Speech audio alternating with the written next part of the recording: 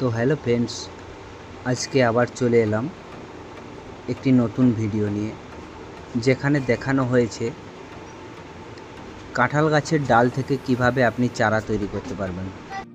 গ্রাফটিংয়ের জন্য যে গোপন রহস্য রয়েছে সেটি আপনাকে নার্সারির লোকেরাও শেয়ার করবে না, তাই আপনারা শেষ অবধি ভিডিওটি দেখতে থাকুন। অবশ্যই যে কোনো গ্রাফটিং করতে পারবেন। এর জন্য আমরা নিয়েছি কাঁঠাল গাছ থেকে বের হওয়া সদ্যজাত একটি ডাল, এবং এখন নিয়েছি একটি পেঁয়াজটিকে ঠিক এইভাবে আমরা কেটে ফেলব। পেঁয়াজ গ্রাফটিংয়ের জন্য খুবই উপকারী। তো বন্ধুরা, ভিডিওটি অবশ্যই দেখতে থাকুন। আপনি চাইলে এইভাবে গ্রাফটিং করতে পারেন। গ্রাফটিং করে আপনার বাড়ির যে কাঁঠাল গাছটি রয়েছে সেটি উন্নত করতে পারেন।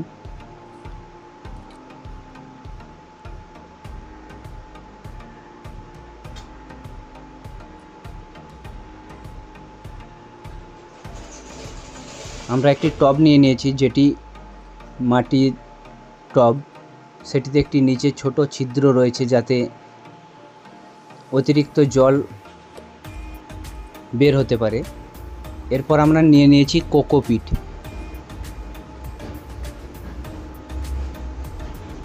ঠিক এইভাবে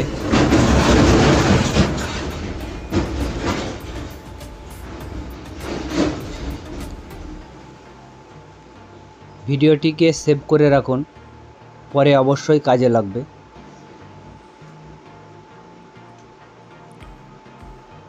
এরপর আমরা পরিমাণ মতো এখানে পানি ব্যবহার করব।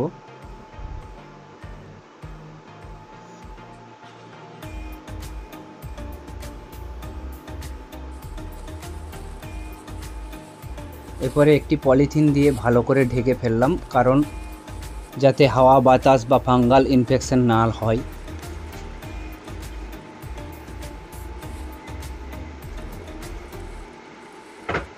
চলে আসলাম 25 দিন বাদ।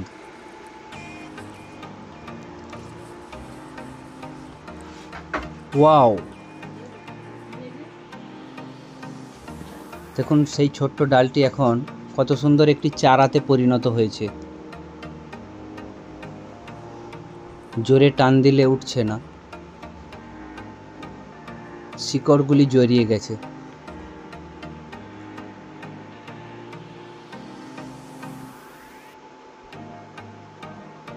এই চারা আমরা রোপণ করলে 14 বছরেই ফল পাবো।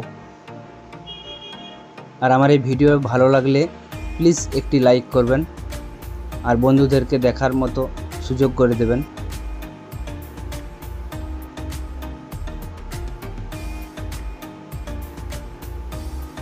এরপর আমরা একটি মাটির পাত্রে এই গাছটিকে রোপণ করে নেব।